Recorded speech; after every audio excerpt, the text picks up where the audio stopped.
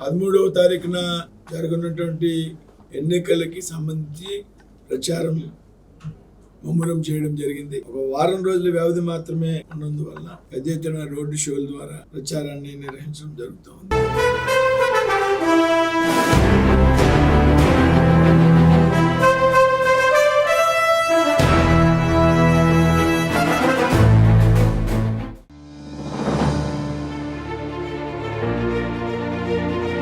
EVM మిషన్లో serial number 3లో ఉన్న Narsapuram BJP, Janasena, TDP కూటమి ఎంపీ అభ్యర్థి భూపతిరాజు శ్రీనివాసవర్మ గారి కమలం పువ్వు గుర్తును చూసి పక్కన బటన్ నొక్కి భారీ మెజార్టీతో గెలిపించి పార్లమెంటుకు పంపుదాం.